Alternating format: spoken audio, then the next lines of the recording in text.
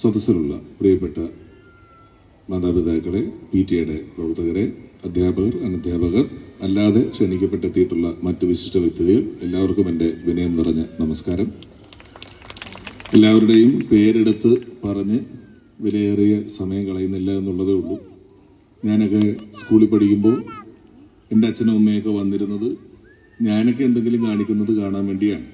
അന്ന് അവിടെ വന്ന വിശിഷ്ടാതിഥികൾ നീളത്തിൽ പ്രസംഗിക്കുമ്പോൾ എൻ്റെ വീട്ടുകാർ ആ വിശിഷ്ടാതിഥിയെ പ്രാകുന്നത് നേരിട്ട് കണ്ടിട്ടുള്ള ഞാൻ ഇനി കാറ് വിളിച്ച് എറണാകുളത്ത് നിന്ന് ഇവിടം വരെ വന്ന് നിങ്ങളുടെ പ്രാക്ക് മേടിച്ച് തിരിച്ചു പോകണ്ടല്ലോ എന്ന് ഓർത്ത് പെട്ടെന്ന് പ്രസംഗം അവസാനിപ്പിക്കാം. പക്ഷെ ഞാനിത് പറഞ്ഞപ്പം ആഞ്ഞ് കൈയടിച്ച കുറച്ച് ചേച്ചിമാരെ ഞാൻ ശ്രദ്ധിച്ചു. അതുകൊണ്ട് തീരെ പ്രസംഗിക്കാതെ പോകുന്നില്ല, എന്തെങ്കിലും കുറച്ച് പറഞ്ഞിട്ടൊക്കെ പോകുന്നുള്ളൂ. എന്തായാലും വലിയ സന്തോഷമാണ് ഇത്തരത്തിലുള്ള പരിപാടികൾക്ക് ക്ഷണിക്കപ്പെടുന്നതും പങ്കെടുക്കുന്നതുമെല്ലാം. ഞാൻ പഠിക്കുന്ന കാലത്തെക്കുറിച്ച് പറഞ്ഞതുപോലെ അന്ന് നമ്മുടെ അച്ഛനമ്മമാരൊക്കെ ചിലപ്പോൾ നമ്മളോട് വീടിനടുത്തുള്ള ഏതെങ്കിലും ഒരു കടയിൽ പോയി ഒരു തീപ്പെട്ടി മേടിച്ചുകൊണ്ട് വരാനെങ്കിലും പറയുമായിരുന്നു. ഇന്ന് മാതാപിതാക്കൾ പൊതുവെ കുട്ടികളോട് പഠിക്കൂ എന്നുള്ളതിനപ്പുറം എന്തെങ്കിലും പറയുന്നതായി ഞാൻ കണ്ടിട്ടില്ല, കേട്ടിട്ടില്ല. അവരെയൊക്കെ എന്തെങ്കിലും ജോലി ചെയ്യിക്കുകയോ അല്ലെങ്കിൽ അവരെ എന്തെങ്കിലും കാര്യങ്ങൾക്ക് പറഞ്ഞു വിടുകയോ ഒന്നും ചെയ്യുന്നത് കണ്ടിട്ടില്ല. അവരുടെ ആകെ ആവശ്യപ്പെടുന്നത് പഠിക്കുക എന്നൊരൊറ്റ കാര്യമാണ്. അങ്ങനെ അവരുടെ ജീവിതത്തിൻ്റെ ഒരു 2.5 വയസ്സിലൊക്കെ തുടങ്ങുന്ന പഠനം ഇപ്പോൾ 20ഉം 22ഉം വയസ്സ് വരെയൊക്കെ നീളുന്ന പലതരത്തിൽപ്പെട്ട പ്രൊഫഷണൽ കോഴ്സുകളിലൂടെയൊക്കെ കടന്നു പോകുന്ന ഒരു വലിയ കാലഘട്ടം മുഴുവൻ പഠനം എന്ന ഒരൊറ്റ വിഷയത്തിന് വേണ്ടി മാറ്റിവെക്കുന്നവരാണ് വിദ്യാർത്ഥികൾ. അവരങ്ങനെ മാറ്റിവെച്ച് ഒരു വിദ്യാലയത്തിലെ പഠനം കഴിഞ്ഞ് 10 കഴിഞ്ഞോ +2 കഴിഞ്ഞോ ഒക്കെ പുറത്തിറങ്ങിയ ശേഷം നമ്മൾ അവരോട് ചോദിക്കുകയാണ്, നിങ്ങളുടെ ജീവിതത്തിൽ ഇപ്പോൾ ഒരു 15 വർഷം പഠനത്തിന് വേണ്ടി മാറ്റിവെച്ചല്ലോ. ഇങ്ങനെ മാറ്റിവെച്ച 15 വർഷങ്ങളിൽ നിന്നും നിങ്ങൾക്ക് ഓർമ്മയിലുള്ള ഒരു 4 ദിവസങ്ങൾ പറയൂ എന്ന് പറഞ്ഞാൽ അവർ പറയുന്ന ആ 4 ദിവസത്തിൽ ഒരിക്കലും റെഗുലർ ഡേയ്സ് ഉണ്ടാവില്ല. സാധാരണ ദിവസങ്ങളിൽ ഉറപ്പായും നമ്മൾ ഇങ്ങനെ ഒത്തുകൂടിയ ടൂർ പോയ ദിവസങ്ങൾ, യൂത്ത് ഫെസ്റ്റിവലിൻ്റെ ദിവസങ്ങൾ, ഇങ്ങനെയൊക്കെയുള്ള സ്പെഷ്യൽ ഡേയ്സ് ആയിരിക്കും ഏറ്റവും കൂടുതൽ ഓർമ്മയിൽ നിൽക്കുക. അങ്ങനെ ചിന്തിക്കുമ്പോൾ ഈ വിദ്യാലയത്തിലെ കുട്ടികളുടെ ഈ വിദ്യാലയത്തെക്കുറിച്ചുള്ള ഓർമ്മയുടെ കണക്ക് പുസ്തകത്തിലെ ഒരു പേജിൽ എൻ്റെ കൂടി പേര് എഴുതി ചേർക്കാൻ പറ്റിയതിൽ ഞാൻ അതിയായി സന്തോഷിക്കുന്നു. അതിനെന്നെ ക്ഷണിച്ചതിന് ഞാൻ നിങ്ങൾ ഓരോരുത്തരോടും ഹൃദയപൂർവ്വം നന്ദി പറയുന്നു. പ്രിയപ്പെട്ട ഹാരിസ്ക, പ്രിയപ്പെട്ട സ്വരാജ്, ഇവരൊക്കെയാണ് എന്നെ ഈ ചടങ്ങിന് വേണ്ടി ക്ഷണിച്ചത്. ഞാൻ നേരത്തെ പറഞ്ഞു ഡേറ്റ് ഇന്നതാണ്, വരണം. അപ്പോൾ ഈ ഹാരിസ്ക എന്നോട് പറഞ്ഞു, ഡേറ്റ് പറഞ്ഞിട്ട് പറഞ്ഞു ഇങ്ങനെ ഇന്ന ഫംഗ്ഷനാണ്, വരണം എന്ന് പറഞ്ഞു. ഞാൻ ഹാരിസ്കയോട് പറഞ്ഞു ഞാനൊന്ന് നോക്കട്ടെ, കാരണം ക്രിസ്മസ് ഒക്കെ അടുത്ത് വരുന്ന സമയമാണ്. അന്നൊരു പരിപാടി ഇങ്ങനെ എന്നോടൊരു കമ്മിറ്റിക്കാർ ചോദിച്ച് നിൽക്കുന്നുണ്ട്. അത് വരുമോ ഇല്ലയോ എന്ന് എനിക്കറിയില്ല, അത് കൺഫേം ആയിട്ടില്ല, വർത്തമാനം പറഞ്ഞ് നിൽക്കുന്നു എന്ന് ഞാൻ പറഞ്ഞു. അപ്പോൾ ഹാരിസ്ക അത് കുഴപ്പമില്ല, ഒഴിവാണെങ്കിൽ വന്നാൽ മതി, ഞാൻ പ്രാർത്ഥിക്കാം എന്ന് പറഞ്ഞു. എനിക്ക് മനസ്സിലായില്ല ഞാൻ പ്രാർത്ഥിക്കാമെന്ന് പറഞ്ഞത് എന്തിനാന്നുള്ളത് അതിൻ്റെ ഇടയിൽ. പക്ഷെ അദ്ദേഹം പ്രാർത്ഥിച്ചു എന്ന് തോന്നുന്നു. ആ പരിപാടി ക്യാൻസലായി, എനിക്കിവിടെ വരാൻ പറ്റി. അപ്പോൾ ഇനി വെറുതെ എൻ്റെ പരിപാടി, ബാക്കിയുള്ള പരിപാടി പ്രാർത്ഥിച്ചില്ലാണ്ടാക്കരുത്. എപ്പോഴെങ്കിലും വിളിച്ചാൽ നേരത്തെ മെസ്സേജ് വിട്ടാൽ മതി, ഞാൻ വന്നോളാം, ഒരു കുഴപ്പവുമില്ല. മാത്രവുമല്ല, ജി ശങ്കരക്കുറുപ്പിന് ഓടക്കുഴൽ അവാർഡ് കിട്ടിയതിനെക്കുറിച്ചും MT വാസുദേവൻ നായർക്ക് ജ്ഞാനപീഠം ലഭിച്ചതിനെക്കുറിച്ചുമെല്ലാം നന്നായി പഠിച്ച് അതിനുശേഷം പഠിപ്പിക്കാൻ ഇറങ്ങി പുറപ്പെട്ട് പ്രധാന അധ്യാപികയായി പ്രൈവറ്റ് സ്കൂൾ അസോസിയേഷൻ്റെ മികച്ച അധ്യാപികയ്ക്കുള്ള പുരസ്കാരം നേടിയ ഒരു ടീച്ചർ എനിക്ക് ഫ്ലവേഴ്സ് TVയുടെ അവാർഡ് കിട്ടിയ കാര്യം കാണാപ്പാടം പഠിക്കേണ്ടി വന്നതിലുള്ള എൻ്റെ ഖേദം കൂടി ഞാൻ ഈ അവസരത്തിൽ അറിയിക്കുകയാണ്. ഭാവമുണ്ട്, അതൊക്കെ കാണാപ്പാടം പഠിച്ചു വന്ന് അതും പ്രസംഗിച്ചു. വലിയ സന്തോഷം. ഇത്തരത്തിലുള്ള പരിപാടികൾ നടത്തുക വഴി പലപ്പോഴും നമ്മൾ പറഞ്ഞല്ലോ, നമ്മുടെ കുട്ടികളുടെ പലതരത്തിലുള്ള സർഗ്ഗവാസനയെക്കുറിച്ചും സന്തോഷത്തെക്കുറിച്ചും ഒക്കെയാണ് നമ്മൾ പലതവണ പറഞ്ഞത്. ഇതിൽ ആദ്യം പറഞ്ഞ ഒരു കാര്യം അധ്യാപകരെയാണ്. ഞാൻ അവരെ വലിയ തോതിൽ അംഗീകരിക്കുകയാണ് ഈ ഒരു അവസരത്തിൽ. ഞാൻ ഇവിടെ വരുന്നതിന് തൊട്ട് മുമ്പ് ഇന്നിവിടെ പരിപാടി അവതരിപ്പിക്കാൻ പോകുന്ന പിള്ളേരുടെ എല്ലാം കൂടെ ഒന്ന് അടുത്ത് ചെന്ന് കണ്ടിട്ടാണ് വന്നത്. സത്യത്തിൽ ഇവിടെ ഉള്ളതിനേക്കാൾ കൂടുതൽ പിള്ളേർ അവിടെ ഉണ്ട്. അതുകൊണ്ടാണ് ഇവിടെ ആൾ കുറവ്. അത്രയും പിള്ളേർ ഒരുങ്ങി നിൽക്കുകയാണ് പരിപാടികൾക്ക് വേണ്ടിയിട്ട്. അതിൻ്റെ പുറകിലുള്ള ഒരു അധ്വാനം ചെറുതല്ല. കാരണം ഞാൻ സ്റ്റേജിൽ പരിപാടി ചെയ്യുന്ന ആളാണ്. ഇവർ പഠിപ്പിക്കുന്നതിൻ്റെ ബുദ്ധിമുട്ടിനെ പറ്റി പറഞ്ഞാലോ പഠിക്കുന്നതിൻ്റെ ബുദ്ധിമുട്ടിനെ പറഞ്ഞാലോ പക്ഷേ എനിക്കറിയില്ല, കാരണം ഞാൻ ആ പ്രദേശത്ത് അത്ര അഗ്രഗണ്യനായിരുന്നില്ല. പക്ഷേ സ്റ്റേജ് പരിപാടി അവതരിപ്പിക്കുന്ന മേഖലയിൽ ഞാൻ ജോലി ചെയ്തുകൊണ്ടിരിക്കുന്നതാണ്. അതിൻ്റെ അധ്വാനത്തെക്കുറിച്ച് എനിക്ക് വലിയ തോതിൽ അറിയാം. അതിൽ ഒന്നാമത്തേതും പ്രധാനപ്പെട്ടതുമായ കാര്യം, അങ്ങനെ ഒരു കയ്യിലൊരു ചൂരലുമായി നടക്കുന്ന ടീച്ചർ ഇപ്പം ഒരു സ്കൂളുകളിലും ഇല്ല. ഞാൻ പഠിക്കുമ്പോൾ വരുമ്പോൾ ടീച്ചർമാരൊക്കെ സെക്രട്ടേറിയറ്റിന് മുന്നിൽ ലാത്തിച്ചാർജ് നടത്തുന്ന പോലെയായിരുന്നു. ഞങ്ങളുടെയൊക്കെ സ്കൂളിൽ ഉറുമി വീശുന്ന പോലെ അടിച്ച് ഞങ്ങളൊക്കെ ആ വഴി ഈ വഴി ഓടി, അക്രമം, അടിപിടി, പോലീസ് പറഞ്ഞാൽ കേൾക്കുമോ നമ്മളൊക്കെ അതുമില്ല. പക്ഷെ ഇവരെ എല്ലാം ഒരു സ്നേഹാധിപത്യത്തിനപ്പുറം നമുക്ക് പേടിപ്പിക്കാനോ ഒന്നും പറ്റുന്നില്ല. അതിൻ്റെ ഒരു ഗുണവും വലുതാണ്. അതുപോലെ തന്നെ ടീച്ചർമാരെ സംബന്ധിച്ചിടത്തോളം ഈ ജോലി വൈകിട്ടൊരു 4 മണിക്ക് തീരുന്ന ജോലിയല്ല. ഞാൻ എൻ്റെ മക്കളെയൊക്കെ കാണുന്നുണ്ട്, ഇവരൊക്കെ ടീച്ചർമാരൊക്കെ സന്ധ്യ കഴിഞ്ഞൊക്കെ ഫോൺ ചെയ്യുന്നുണ്ട്. രാത്രി 8 മണിക്കും 10 മണിക്കും ഒക്കെ അമ്മയുടെ ഫോണിൽ നിന്ന് എന്തിനാ ടീച്ചറെ വിളിക്കാനാണെന്നും പറഞ്ഞ് വിളിക്കുകയാണ്. ഞാനൊക്കെ പഠിക്കുന്ന കാലത്ത് പോലെ ഉത്സവപ്പറമ്പിലൊക്കെ ചെന്ന് നിൽക്കുമ്പം ടീച്ചർ അതിലേ വരുന്നുണ്ടെന്ന് പറഞ്ഞാൽ ഞങ്ങൾ ഈ പറമ്പ് വഴി ചാടി ഓടിക്കളയും. ഞങ്ങളെ കൊണ്ടൊന്നും ആ ടീച്ചറിന് ഒരു ഉപദ്രവവും ഇല്ലായിരുന്നു. ഇപ്പോഴുള്ള എല്ലാ പിള്ളേരും ഇവരെ 24 മണിക്കൂറും ഫോളോ ചെയ്യുന്നുണ്ട്, 24 മണിക്കൂറും വിളിക്കുന്നുണ്ട്. പാഠ്യേതര പദ്ധതികൾ എന്ന് പറയുന്നതിൽ പാഠ്യേതര പദ്ധതികൾ ഇപ്പം ഒരുപാടാണ്. എല്ലാ ദിവസവും പലതരത്തിൽപ്പെട്ട ദിവസങ്ങൾ വന്നു. ആ ഡേ, ഈ day, colour day, flower day എന്നൊക്കെ പറഞ്ഞ് കുറേ ഡേയ്സ് വന്നു. ഇതിനെല്ലാം നമ്മൾ നമ്മുടെ കുട്ടികളെ സജ്ജരാക്കണം, നിർത്തേണ്ടതായിട്ടുണ്ട്. അപ്പോൾ ഇതിനിടയിൽ ഈ കോവിഡ് വന്ന സമയത്ത് കുട്ടികളെല്ലാം ഓൺലൈനിലെ പഠനത്തിലേക്ക് പോയി. അപ്പം ചില ആളുകൾക്ക് പഠിക്കാൻ മൊബൈൽ ഫോൺ ആവശ്യമുണ്ട് എന്ന് പറഞ്ഞ് ആ മൊബൈൽ ഫോൺ സംഘടിപ്പിക്കുകയും കൊടുക്കുകയും ഒക്കെ വരുന്ന ഒരു ചടങ്ങിൽ പങ്കെടുത്ത ശേഷം തിരിച്ചു വരുന്ന വഴി എൻ്റെ കൂടെയുള്ള ഒരു സുഹൃത്ത് ഇങ്ങനെ പറഞ്ഞു, സത്യത്തിൽ ഇനി ഫിസിക്കൽ സ്കൂളുകളുടെ കാലം കഴിഞ്ഞു, അതിൻ്റെ ആവശ്യമില്ല. എന്തിനാണ് ഒരു ബിൽഡിംഗ് ഒക്കെ കെട്ടി ഇത്രയും സ്കൂളിൻ്റെ ഗ്രൗണ്ടും ഇതൊക്കെ ഉണ്ടാക്കുന്നത്? എന്തിനാണ്? കുട്ടികൾക്ക് അവനവൻ്റെ വീട്ടിൽ ഇരുന്ന് സൗകര്യം പോലെ ഓൺലൈനിൽ ഒരു അധ്യാപികയ്ക്ക് എത്ര പേരെ പഠിപ്പിക്കാം? ഇപ്പോൾ 45 പേരല്ലേ പറ്റുള്ളൂ. ഓൺലൈനാണെങ്കിൽ കുറേ ആളുകളെ പഠിപ്പിച്ചൂടെ എന്നൊക്കെ പറഞ്ഞു. ഇവനിത് പറഞ്ഞത് കേട്ട ശേഷം ഞാൻ ഈ വിഷയത്തിൽ ഒരു കാര്യം അന്വേഷിച്ചു. നാളുകളിൽ ഇത് ഇല്ലാതാകുമോ, എന്താണ് ഇതിൻ്റെ ഭാവി എന്ന കാര്യത്തെക്കുറിച്ച്. ഇതൊക്കെ ലോകം മുഴുവൻ പഠനം നടത്തിയ ഒരു വിഷയമാണ്. അതിലേറ്റവും പ്രധാനപ്പെട്ട കാര്യം എന്ന് പറയുന്നത്, ഒരു മൊബൈൽ ഫോണിലിരുന്ന് ഒരു മുറിയിലിരുന്ന് ഒറ്റയ്ക്ക് പഠിക്കുന്നതിനേക്കാളും നമ്മൾ പഠിക്കുന്ന വിഷയങ്ങളെക്കാളും അപരൻ നമുക്കൊരു ബാധ്യത അല്ലാതായിരിക്കാൻ നമ്മൾ ഒന്നിച്ച് ചേർന്ന് നിൽക്കാൻ എല്ലായ്പ്പോഴും ഇതുപോലെയുള്ള സ്ഥലങ്ങൾ വലിയ ആവശ്യമാണ്. നമ്മൾ ഒത്തുചേരുക എന്ന് പറയുന്നതിൻ്റെ ഒരു പ്രസക്തി ഇവിടെയേ കിട്ടൂ. ഇവിടെയാണ് എല്ലാ തരത്തിലുള്ള ആളുകളുമായി കുട്ടികൾ ഇടപെടുന്നത്. ഇവിടെയാണ് കുട്ടികൾ പരസ്പരം സ്നേഹം പങ്കുവയ്ക്കുന്നത്, ഒന്നിച്ച് നിൽക്കുന്നതുമല്ല.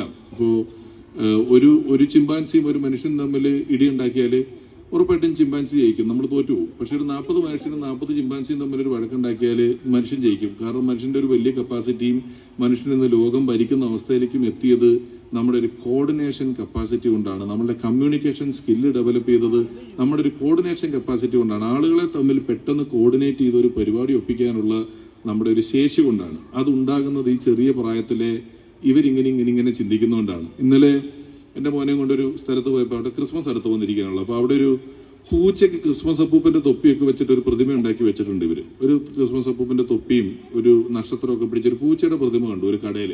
എൻ്റെ മോൻ ഇത് കാണുകയും വളരെ സന്തോഷത്തോടു കൂടി ചിരിക്കുകയും എക്സൈറ്റഡ് ആവുകയും അതിൻ്റെ ചുറ്റും നടക്കുകയും നോക്കുകയും ഒക്കെ ചെയ്യുന്നത് കണ്ടപ്പോൾ ഞാൻ ആലോചിച്ചു, ഒരു 30 വയസ്സൊക്കെ കഴിഞ്ഞാൽ പിന്നെ നമ്മളെ സംബന്ധിച്ചിടത്തോളം ഈ ലോകത്ത് പുതുതായി ഒന്നും തന്നെ കാര്യമായിട്ടില്ല. ഈ 30 വയസ്സിനുള്ളിൽ ഉണ്ടായ അനുഭവങ്ങളുടെ ആവർത്തനങ്ങളാണ് പിന്നീട് ഇങ്ങനെ പോയിക്കൊണ്ടിരിക്കുന്നത്. പക്ഷെ ഒരു കുട്ടിയെ സംബന്ധിച്ച് അങ്ങനെയല്ല. ഇവർക്ക് ഈ ലോകത്തുള്ള ഒരുപാട് കാര്യങ്ങൾ പുതിയതാണ്. ഇവരുടെ ഓരോ ദിവസവും പുതിയതാണ്. 5-6 വയസ്സുള്ള ഒരാൾ ഒരു ദിവസം 100 ചോദ്യം വരെ കുട്ടികൾ ചോദിക്കൂ എന്നാണ് പറയുന്നത്. അവർക്ക് ഈ പുതിയ ലോകത്തെ അവരുടെ ആ എക്സൈറ്റ്മെന്റ് ചോരാതെ എങ്ങനെ നിലനിർത്തി കൊടുക്കാം? നമ്മളും 30 കഴിഞ്ഞാലും ഒക്കെ ഇതിൻ്റെ എക്സൈറ്റ്മെൻറ്റ്, ഓരോ കാര്യങ്ങളോടുള്ള നമ്മുടെ എക്സൈറ്റ്മെൻറ്റ് കുറയാതെ നമുക്ക് എങ്ങനെ മെയിൻറ്റെയിൻ ചെയ്യാം എന്നുള്ളത് ഒരു വലിയ കാര്യമാണ്. അത് നമ്മുടെ സന്തോഷത്തെ സ്വാധീനിക്കുന്ന ഒരു ഘടകമാണ്. സന്തോഷം എന്ന് പറയുന്നതൊരു വലിയ ആവശ്യമുള്ള സാധനമാണല്ലോ. ഇന്നിപ്പോൾ ഞാൻ കുട്ടികളുടെ പരിപാടി നിങ്ങൾ കാണുമ്പോഴുമൊക്കെ നിങ്ങൾക്ക് ഉണ്ടാകുന്ന സന്തോഷമാണ്. ഇതിൽ സന്തോഷം, സമാധാനം എന്ന് പറയുന്നതിൽ ഇപ്പോൾ സമാധാനം സത്യത്തിൽ ബോറടിക്കുന്ന ഒന്നായി. നമ്മൾ ചില അമ്മമാരൊക്കെ വീട്ടിലിരിക്കുന്നുണ്ടോ, ഒരു പണിയും ചെയ്യേണ്ടി ഒരു മണിക്കൂറൊക്കെ വെറുതെ സിറ്റൗട്ടിരിക്കും. ഇച്ചിരി പ്രായ ആൾക്കാരൊക്കെ നിങ്ങളൊരു 10 മിനിറ്റ് ഇരുന്ന് നോക്കണം നമുക്ക് പറ്റുന്നുണ്ടോ എന്ന്. ഒന്നും ചെയ്യാണ്ട് വെറുതെ ഇരിക്കാൻ പറ്റില്ല. ഇപ്പം നമുക്ക് സമാധാനമായിട്ട് ഇരിക്കുക എന്ന് പറയുന്നത് വലിയൊരു ബോറടിക്കുന്ന സ്ഥലമായിട്ട് മാറി. സമാധാനവും സന്തോഷവും നമുക്ക് ഒരുപോലെ ആവശ്യമുള്ളതാണ്. അതിലേക്കൊക്കെ എത്താൻ, ഇവരെ മോൾഡ് ചെയ്യാൻ എപ്പോഴും നല്ല വിദ്യാലയങ്ങൾ, അവിടെയുള്ള നല്ല അധ്യാപകർ, മാതാപിതാക്കൾ, ഇവരുടെ എല്ലാം ഒരു സംയുക്തമായ പ്രവർത്തനത്തിൻ്റെ ആവശ്യമുണ്ട്. അങ്ങനെ ഏറ്റവും ഭംഗിയായി കഴിഞ്ഞ് 20 വർഷം പ്രവർത്തിക്കുന്ന ഒരു വിദ്യാലയം എന്ന നിലയിൽ ക്ഷണം എനിക്ക് ഏറെ പ്രിയപ്പെട്ടതാണ്. പിന്നെ ഇപ്പം സാറിങ്ങനെ പ്രസംഗിച്ചിട്ട് പോകുമ്പോൾ എന്നോട് പറഞ്ഞു, നിങ്ങളുടെ ഭാഗത്തു നിന്നും വലിയ പ്രസംഗമൊന്നുമല്ല പ്രതീക്ഷിക്കുന്നു, പരിപാടികൾ പ്രതീക്ഷിക്കുന്നു എന്നൊക്കെ പറഞ്ഞു. ന്യായമാണ്, സ്വാഭാവികമായിട്ടും അങ്ങനെയൊക്കെ പ്രതീക്ഷിക്കാവുന്നതാണ്. ഞങ്ങളെ കണ്ട അപ്പം തന്നെ മൈക്കെടുത്ത് തന്നിട്ട് എന്തെങ്കിലും പരിപാടി പറയുമോ എന്നൊക്കെ ചോദിക്കാറുണ്ട്. എന്നെ കാണുമ്പോൾ അങ്ങനെ ചിന്തിക്കുന്നതിൽ വലിയ തെറ്റൊന്നുമില്ല. പക്ഷേ PT ഉഷയാണ് ഇന്നിവിടെ ഗസ്റ്റായിട്ട് വന്നിരുന്നതെങ്കിൽ സാർ എന്ത് വിചാരിക്കുമെന്ന് എനിക്കറിയത്തില്ല. മാഡം ഇവിടം വരെ വന്നാലേ എല്ലാവരും ഒരു 100 മീറ്റർ ഓട്ടം പ്രതീക്ഷിക്കുന്നുണ്ട്. സ്റ്റേജിൽ നിന്ന് ഇറങ്ങി ഒന്ന് ഇതിലെ ഓടിയിട്ട് ഇതിലെ ഓടി ഒന്ന് കയറി വരാമോ എന്ന് ചോദിക്കുമോ എന്ന് ഞാൻ എപ്പോഴും സംശയിക്കുന്നുണ്ട്. കൈയടിക്കൊക്കെ GST ഏർപ്പെടുത്തിയിട്ടില്ല കേട്ടോ. വേണേ അടിക്കാൻ നിങ്ങൾ, എനിക്ക് തരണമെന്നില്ല, പിള്ളേർ വരുമ്പോഴെങ്കിലും കൈയടിച്ച് കൊടുക്കണം പിള്ളേർക്ക് നല്ലോണം, എന്നാലേ അവരുടെ പരിപാടികളൊക്കെ ഗംഭീരമാവുള്ളൂ. അങ്ങനെ ചോദിച്ചു. അപ്പം പിന്നെ ഞാൻ കുറേ സ്കൂളുകളിൽ പോയിട്ടുണ്ടെങ്കിൽ എനിക്ക് തോന്നിയൊരു കാര്യം, 2 ഭാഷയിൽ ഡബ് ചെയ്തിട്ടുള്ള അനൗൺസ്മെന്റ് ഇവിടെ മാത്രമേ ഉള്ളൂ. കാരണം ഇംഗ്ലീഷും ഉണ്ട് മലയാളവും ഉണ്ട് എല്ലാത്തിൻ്റെ. ബാക്കി ചിലത്ത് ഇംഗ്ലീഷ് മാത്രമായിരിക്കും, ചിലപ്പോൾ മലയാളം മാത്രം, എല്ലാം ഇംഗ്ലീഷും മലയാളത്തിലും പറഞ്ഞുകൊണ്ടിരിക്കുകയാണ്. അപ്പോൾ അത് എന്നെ പോലുള്ള പാവങ്ങൾക്ക് വലിയ സഹായകരമാണ് എന്നെനിക്ക് തോന്നുന്നുണ്ട്. ഞാനെന്തോ ഈ 47-ലെ ബ്രിട്ടീഷുകാരെ പറഞ്ഞു വിട്ടതിന് ശേഷം ഞാൻ ഇംഗ്ലീഷുമായിട്ട് അത്ര വലിയ ചേരുന്ന പരിപാടിയല്ല. പല സന്ദർഭങ്ങളിലും ഞാൻ പറയുന്ന ഇംഗ്ലീഷ് മനസ്സിലാക്കാൻ മാത്രമുള്ള വിദ്യാഭ്യാസ കുറവ് എനിക്ക് എതിരെ വരുന്നവർക്ക് ഉണ്ടാകാറില്ല എന്നുള്ളത് കൊണ്ട് ഞാൻ മലയാളം തന്നെയാണ് പല സന്ദർഭങ്ങളിലും സംസാരിക്കാറ്. പക്ഷേ ഇംഗ്ലീഷുകാരെ ദൈവം പറ്റിച്ചു. അവർക്ക് 26 അക്ഷരങ്ങളെ കൊടുത്തുള്ളൂ. മലയാളിക്ക് 50-ലധികം അക്ഷരങ്ങൾ തന്നു. വള്ളി തന്നു, പുള്ളി തന്നു, കുനിപ്പ് തന്നു, ദീർഘം തന്നു, പിന്നെ ലാസ്റ്റൊക്കെ ഇന്ന് ഇണ്ണ് ഇപ്പിണെന്നൊക്കെ കുറേ അക്ഷരങ്ങൾ കിടപ്പുണ്ട്. നിങ്ങൾക്ക് ഓർമ്മയില്ലാഞ്ഞിട്ടാണ്, നിങ്ങളതൊന്നും ഉപയോഗിച്ചിട്ട് തന്നെ വർഷങ്ങളായി എന്നുള്ളത് എനിക്കറിയാം. അപ്പോൾ അത്രയധികം വലിപ്പമുള്ള ഭാഷയാണ്, ഈ ശ്രേഷ്ഠ ഭാഷ പദവി കിട്ടിയ ഭാഷയാണ് മലയാളം എന്ന് പറയുന്നത്. ഇപ്പോൾ ഇംഗ്ലീഷിൽ സൂര്യന് സൺ എന്ന് പറഞ്ഞാൽ രണ്ടാമതൊരു വാക്കില്ല. മലയാളത്തിൽ സൂര്യൻ എന്ന് പറഞ്ഞു കഴിഞ്ഞാൽ അർക്കൻ, ദിവാകരൻ, ജോർജി, ജോസഫ്, ഹാരിസ്, എന്ത് പറഞ്ഞാലും സൂര്യൻ തന്നെയാണ്. കണ്ണിന് ഐ എന്ന് പറഞ്ഞാൽ രണ്ടാമതൊരു വാക്കില്ല. മലയാളത്തിൽ കണ്ണിന് 30-ലധികം പര്യായ പദങ്ങളുണ്ട്. മാത്രമല്ല മലയാളി തമിഴ്നാട്ടിൽ പോയ തമിഴ് പറയും, ആന്ധ്രയിൽ പോയ തെലുങ്ക് പറയും, കർണാടകത്തിൽ പോയ കന്നഡ പറയും, ചൈനയിൽ പോയ ചൈനീസ് പറയും, ഫ്രാൻസിൽ പോയ ഫ്രാൻസീസ് പറയും. പക്ഷേ മലയാളി പറയുന്നത് പോലെ മലയാളം പറയാൻ ഇന്നേ വരെ ഈ ലോകത്ത് മറ്റൊരു ഭാഷക്കാരനും പറ്റിയിട്ടില്ലെന്നുള്ളതാണ് മലയാള ഭാഷയുടെ ഏറ്റവും വലിയ പ്രത്യേകത. അത് പറഞ്ഞ് ശീലിച്ചവരാണ് നമ്മൾ എന്നുള്ളത് കൊണ്ടും കൂടിയാണ് നമുക്ക് എവിടെ പോയാലും എങ്ങനെയെങ്കിലുമൊക്കെ മലയാളികൾ അവിടെ പിടിച്ചു നിൽക്കുന്നതും ജീവിക്കുന്നതും അവിടുത്തെ യാത്രകളിൽ നമ്പർ 1 ആകുന്നതും. ഈ നമ്പർ 1 ആകുന്നതിനകത്തും നേരത്തെ പറഞ്ഞു, നമ്മൾ ഈ 3-4 ലോക രാഷ്ട്രങ്ങളിലുള്ള ആളുകളെ സംബന്ധിച്ചിടത്തോളം നമ്മൾ മര്യാദ സാറ് ഒരു കാര്യം മാത്രമേ പറയാനുള്ളൂ എന്ന് പറഞ്ഞപ്പോൾ അദ്ദേഹം പറഞ്ഞു, ജീവിതം ഒരു മത്സരം മാത്രമല്ല, ഒരു യാത്രയാണ് എന്നൊരു വരി ഞാൻ അതിനകത്ത് ശ്രദ്ധിച്ചിരുന്നു. കാരണം ഈ നമ്മൾ ഒരു ട്രെയിനിലെ ജനറൽ കമ്പാർട്ട്മെന്റും റിസർവേഷൻ കമ്പാർട്ട്മെന്റിലും തമ്മിലുള്ള പ്രധാന വ്യത്യാസം, റിസർവേഷൻ കമ്പാർട്ട്മെന്റ് ശാന്തമായിരിക്കും, എല്ലാവർക്കും അവിടെ ഒരു സീറ്റുണ്ട്, നമ്പറിൽ ഇരുന്നാൽ മതി. ജനറൽ കമ്പാർട്ട്മെന്റിൽ അങ്ങനെയല്ല. നമുക്കൊരു സീറ്റ് കിട്ടണമെങ്കിൽ നമുക്കൊരു മിടുക്ക് ആവശ്യമുണ്ട്. നമ്മൾ ഒരു അടുത്ത സ്റ്റേഷനിൽ എണീക്കുന്നവൻ്റെ മുഖഭാവം കൊണ്ട് നേരത്തെ മനസ്സിലാക്കി അവൻ്റെ അടുത്ത് നിന്ന് തിക്ക് തിരക്കി ഓൺ ടൈമിൽ കൃത്യമായിട്ട് ആ സീറ്റ് വെച്ച് ആടി വീണ് ആ സീറ്റ് പിടിച്ചാലേ പറ്റുള്ളൂ. അത് അവിടെ നല്ല സ്കൂളുകളിൽ പോലും, ഞാനൊക്കെ പഠിക്കുന്ന സ്കൂളിൽ 3 പൈപ്പും 600 പിള്ളേർ വരുന്നു. ഉച്ചയ്ക്ക് ചോറുണ്ണാൻ വിട്ട കൈ കഴുകുന്നിടത്ത് ഒരു ഇടിയുണ്ട്. അതിനകത്തൂടെ തോരന്ന് കയറി കൈ കഴുകി ഇറങ്ങി വരിക എന്ന് പറയുമ്പോഴത്തേക്ക് നമ്മൾ ജീവിക്കാൻ പഠിച്ചു കഴിഞ്ഞു. പിന്നെ നമ്മൾ എവിടെ പോയാലും ഈ പണി നടക്കുമായിരുന്നു. ഞാൻ ആദ്യം പറഞ്ഞ വിഷയം അതാണ്. അപ്പം ഇത്തരത്തിലുള്ള പരിപാടികളിലൂടെ ഇവരെ നമ്മൾ മുന്നിലേക്ക് കൊണ്ടുപോകുക എന്ന് പറയുന്നത് വലിയ ആവശ്യമാണ്. ആളുകൾ ഇപ്പോൾ AI വരുന്നു, അല്ലെങ്കിൽ ഇന്നത്തെ ഒരു വിദ്യാഭ്യാസത്തിന്റെ അവസ്ഥ എന്ന് പറയുന്നത്, പണ്ട് മനുഷ്യൻ വിതയ്ക്കാനും കൊയ്യാനും പഠിച്ചാൽ അവന് 200 കൊല്ലം സുഖമായിട്ട് മനുഷ്യന് വേറെ ഒന്നും അറിയണ്ടായിരുന്നു.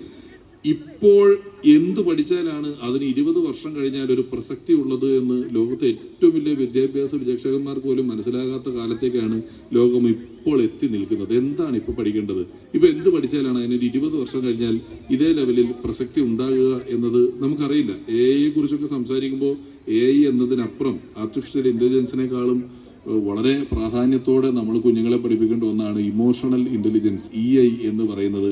വളരെ വൈകാരികമായി എല്ലാത്തിനെയും സമീപിക്കുകയും വളരെ വൈകാരികമായി കാര്യങ്ങളെ എടുക്കുകയും പെട്ടെന്ന് വിഷമിക്കുകയും പെട്ടെന്ന് കരയുകയും ഒക്കെ ചെയ്യുന്ന ആളുകൾ, ഞാൻ നേരത്തെ പറഞ്ഞ ജീവിതം യാത്രയാണെങ്കിലും മത്സരമാണെങ്കിലും മുന്നിലേക്ക് പോകാൻ ഒരു കരുത്ത്, മര്യാദകളോടുകൂടിയ കരുത്ത് ആവശ്യമാണ്. അത് പ്രാപ്തരാക്കാൻ ഈ പരിപാടിയിലൂടെ ഇവർക്ക് സാധിക്കട്ടെ എന്ന് പറഞ്ഞുകൊണ്ട് ഇനി ഞാൻ സുദീർഘമായി സംസാരിക്കുന്നില്ല. എന്നോട് എന്തെങ്കിലും പരിപാടി അവതരിപ്പിക്കുമെന്ന് ചോദിച്ചുകൊണ്ട് മാത്രം ഞാൻ അവതരിപ്പിച്ചിട്ടുള്ളതും നിങ്ങൾ കണ്ടിട്ടുള്ളതും കേട്ടിട്ടുള്ളതായിട്ടുള്ളൊക്കെ ഉള്ളൊരു ഐറ്റം തന്നെയാണ്. അങ്ങനെ വലിയ പുതിയ പരിപാടിയൊന്നുമില്ല.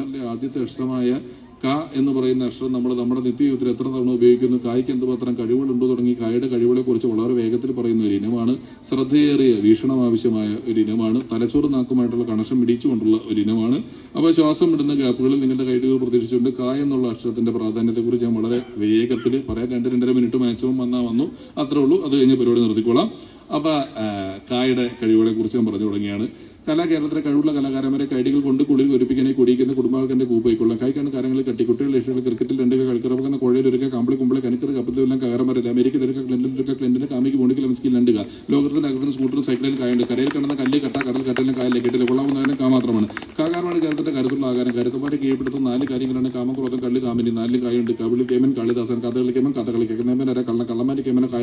തോന്നി. ഇതൊരു കുരിശാൻ തോന്നുന്നുണ്ടെങ്കിൽ കുരിശിൽ കിടന്ന ക്രിസ്തുണ്ട്, മറ്റൊരു ക്രിസ്തു കൃഷ്ണൻ കന്യാമറയും കാശ് കുർബാന കബർ കല്ലറ കാശുരൂപം കൊന്ത കാശ് കുറഞ്ഞല്ലോ കടക്കാരെ ഒരു കരഞ്ഞും കൊണ്ട് കുടിക്കും, കള്ളാണെങ്കിലും കൊല്ലം കല്ലുവാതികൾ എന്ന് വിളിച്ച കാര്യം അറിയും. ഇനി ഞാൻ കേരളത്തെക്കുറിച്ച് പറയാം. കേരളം എന്ന് തുടങ്ങുന്നതിന് കായലാണ്. കന്യാകുമാരിക്ക് കാസർഗോഡ് കിടക്കാനാണ് കേരളം കൂടി കുടികൊള്ളുന്നത്. കൂടാതെ കൂടുതലും കൊണ്ടുള്ള ജില്ലകളാണ് കേരളത്തിൽ വിഭജനം. കൊല്ലം, കോട്ടയം, കോഴിക്കോട്, കണ്ണൂർ, കാസർഗോഡ്. കാശ്മീരിനെ കണ്ണിൽ കൊള്ളുമ്പോൾ കേരളം കാണുന്നതാണ്.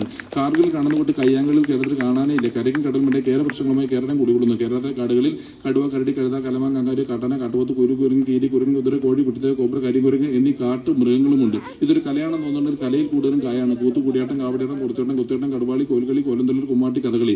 ആയോധന കലകൾ 3 കായാണ്. കരാട്ടെ, കളരി, കുംഫു.